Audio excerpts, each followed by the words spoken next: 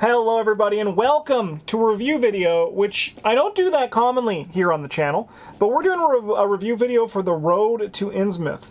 This was a game shared to me by one of our viewers who was like, "Hey Justin, what the heck is this?" And I pre-ordered it because I was like, "Hey, what the heck is this? It's a puzzle game. I love puzzles." I have a friend of mine, Phaedra. Her and I play puzzle games together all the time. And it's also, I mean, like Arkham Horror. Like you can see that like right there. It says Arkham Horror on it. Like that's the game I play all the time. So I was like, what the heck is this? So I pre-ordered it and I forgot about it, and it just kind of sat in my pre-orders for like probably like 5 or so months. And then suddenly it just shipped, and I got it, and I played it, and it was great. It was great. So this, I'm gonna talk about it here. As I said, I normally don't do review videos because I do think that board games are very subjective to the people playing them, and like analyzing like that doesn't really like work for my mind. But I'm going to talk about what this is, what you get, and why it might be interesting to you. So this is The Road to Innsmouth. From what I gathered at the end, when we all finished it, this was based on, there was an escape room in Seattle, Washington, I believe. I could be completely wrong on this, but in Seattle, Washington, that was Arkham Horror themed. And this is like that boxed up into a digital experience with a board game version with premium components. And how it works, so this is by Hourglass Escapes, down here at the bottom. I can put it on here if you really want to see. See, I'm not lying. Hourglass Escapes right there.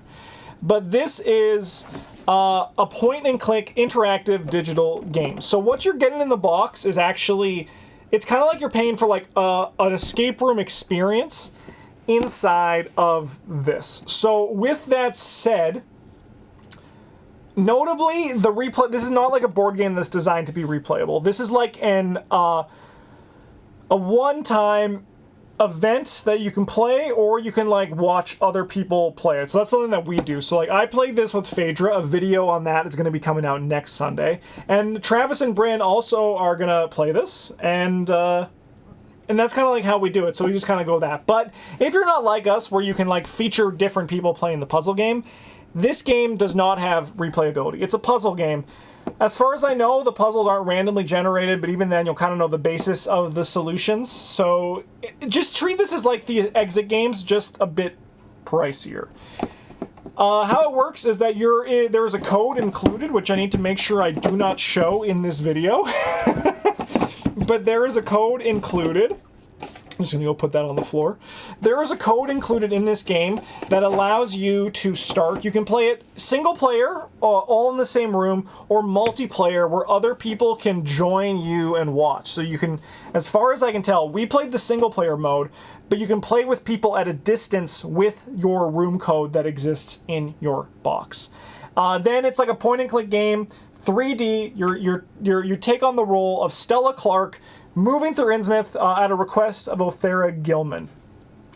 You have to solve puzzles and use items, kind of like the old, like, you know, point-and-click adventures, just in Innsmouth, in the flavor of it, and then with all of this stuff.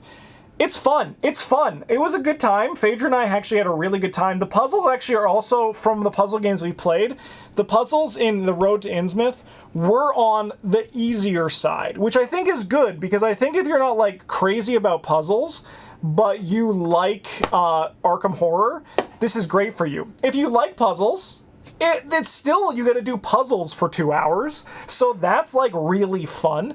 And the environment is just a big plus to it. But this was a really fun time, and I am hoping that maybe they'd make more. Because that was kind of Phaedra and I's thoughts at the end. It was just like, we had a blast, and I want more. There were 2 puzzles that stumped us. One of them was honestly just because of, you know, error between, what is it, like chair and screen, right? Like there was, I was screwing up. That's what it all comes down to. I was making mistakes. I was the dummy.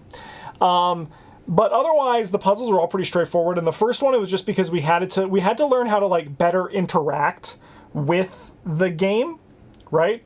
But then like it was that aha moment where you were able to kind of just be like, okay, so this is how I need to approach all of the puzzles going forward. I need to try to, like, if I don't know the solution, I should check my inventory, etc., etc. And it's just, it was like a little discovery moment that led to us better understanding how we can approach the puzzles in the future.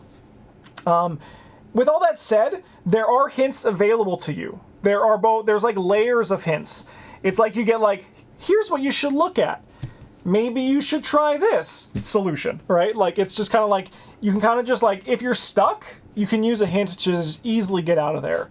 Another thing, it's browser based. So you don't need to download anything. You just go into the browser, enter your code. It's really cool. And if you're like me and you accidentally back out, it saves where you were. So that's great. In the premium component, in the premium box, you get a bunch of cool stuff. You get this Road to Innsmouth poster, and maybe there are clues on all of these items. This is the big one. I'm not going to show this on the small camera. You get a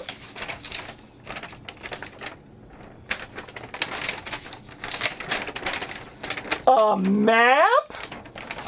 A map of Innsmouth, which is really cool, and you also get a lot of references. I mean, obviously based on the lore of the game, right? Like, well, not the lore of the game, the lore of H.P. Lovecraft's works of fiction. Fingers crossed, they're works of fiction. But you get a lot of references to that. But of course, also, like, you know, when you play Arkham Horror, the card game, as much as I do, you're like, you know, I'm cheekily being to Phaedra like, oh, Thera Gilman, she's always against me in the Vanishing of Eleanor Harper, etc., etc. And then Phaedra's like, that's nice, thank you for telling me that. But the map's really cool. Don't pay no attention to what's on the back of the map. You get some other fun premium components. You get a key to the Gilman House Hotel, and the like the thing which I'm definitely going to be putting on my own key chain in the future. You get this cool silver Cthulhu, this gold Cthulhu coin. You get some trinkets, Esoteric Order of Dagon lifetime membership, bookshop, a little bookshop bookmark, Innsmouth bus services, and a little postcard for Innsmouth. These are all things that basically just enhance the experience, right? Because you use them to solve the puzzles. You get all of these components digitally in the game, and you use them to solve the puzzles digitally, but in real life, if you're playing with this deluxe box set, you can also use those to help you kind of immerse yourself in the experiences, where I think this is really fun. And you also get this Cthulhu statue, which I also just freaking adore. I think it's really cool and really cute.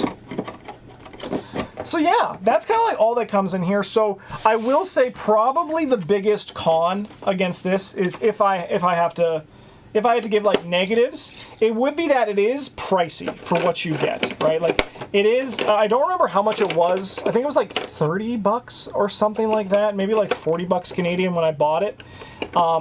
So like it's on the pricier side for a one game experience. So it's just something to be aware of. But I think that is due to the nature of the fact that this is not something that was mass produced, right? Like this isn't something that's like that's just like published in large quantities, so like the cost goes down. So you're paying pretty much for a premium kind of product and experience that you only admittedly get one play out of. So it's just something you need to be aware of. It's a puzzle game that you're going to get one play out of, so you have to like weigh in the facts, like, is that enough for me for the value? For me, because I can play it multiple times on the channel, it's very much worth it. But I also was not regretting what I did and what I paid for the one play out of it. I had a really fun time with the game. The puzzles were not like overwhelmingly dense. There was a good variety of puzzles. There was like item puzzles where you have to like orient things in certain ways. There was like the whole like classic click a button, the other buttons become unclicked puzzles. There was math puzzles. There was like language puzzles. And there was just a good variety of puzzles that you never really felt like you were doing the same thing multiple times. And yeah, It was fun. It was fun. And obviously, I did enjoy the whole Innsmouth backing to it. But I think Hourglass Escapes have a fantastic game here. It's a great puzzle game. I hope they make more. I really do, because I think that this was very fun. And I also don't regret this box because I can use all the premium components for posters and decorations later on afterwards, especially that Cthulhu statue and the Gilman House Hotel key. Really fun game. I'm just going to put it away just so I can show the box again. But yeah, I just picked it up randomly because someone pointed it out to me and I was thought, like, maybe this could be fun. And it is. It's great. I had a great time. If you want a further showcase of what the game is in actual gameplay, next Sunday I'm going to be releasing the video of Phaedra and I playing. Obviously there's spoilers throughout the whole thing, but you can kind of get a vibe for what it is. Like, you can see like the first puzzle or two and kind of just see if it's going to click with you. But basically my summary is that if you like puzzles, I think this game's for you. If you like Arkham Horror, the card game, and you're also fond of puzzles, I think this game is double for you. If you think the price value is worth it for a one-time play, can treat it like kind of like a party night. You can get like 4 people together, have some snacks, drink some alcoholic or non-alcoholic beverages, and just have a good time playing some puzzles and kind of just having a thing. Took us about 2 hours to play. It's fun. It's fun. I think you should check it out. As I said, I don't really kind of like do reviews. This is kind of like just me like gushing about the game, but I had a good time, and I hope you might be interested in checking it out, because I would love it if Hourglass Escape, was able to make another one, because I would happily play it. It was a very fun puzzle experience. Probably one of the most positive puzzle experiences I had in a while, even compared to the exit games, because all those exit games, they're very fun, but they sometimes have that puzzle where you're like, how was I supposed to get that? But this one, it was just constantly moving, and I never felt like we were stuck in a puzzle for too long. It was just nice and simple, a fun, easygoing puzzle experience, and I hope there is more. Yeah, so a little bit of a strange video for an Arkham thing, but this is an Arkham Horror game, so it counts. Thank you so much for watching, everybody. I hope you have a great rest of your Sunday. I hope this maybe picks interest a few people to check this game out. And otherwise, thank you so much for watching. Consider liking and subscribing if you haven't done that already. I dropped the box! And as always, GG's.